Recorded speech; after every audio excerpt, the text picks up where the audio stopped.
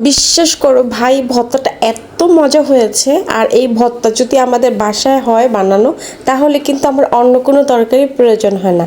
তা আম্মু হচ্ছে মজার মজার কিন্তু ভর্তা বানাচ্ছে, তোমরা কিন্তু দেখতেই পাচ্ছ। আর এই ভর্তাগুলো কি বলবো, এত মজা হয়েছে, জিভে একদম জল এসে পড়েছে যখন হচ্ছে আমি ভিডিওগুলো এডিটিং করছিলাম।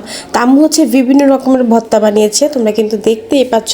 এখানে হচ্ছে অনেক ভর্তা, ডাল ভর্তা, ধনেপাতা ভর্তা, শুটকি ভর্তা, তারপর হচ্ছে সিম ভর্তা, সবগুলো ভর্তা হচ্ছে আমি একসাথে করে পাটায় মেখে তারপর হচ্ছে খাবো। দেন এত মজা, আমি যখন ভিডিওটি এডিটিং করছিলাম আমার কিন্তু আবারও জিভে পানি চলে এসেছিলো যে ভর্তাগুলো এত মজা হয়েছিল। আম্মু বিশেষ করে সিম ভর্তা, শুটকি ভর্তাটা বিশেষ করে অনেক অনেক মজা।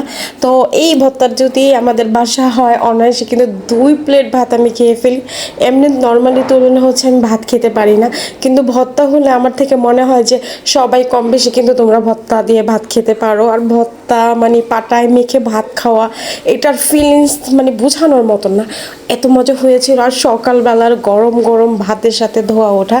তো ভর্তাগুলো দিয়ে হচ্ছে আমি এখন সব ভর্তা একসাথে মিক্সড করে তারপর হচ্ছে দেন খাচ্ছি।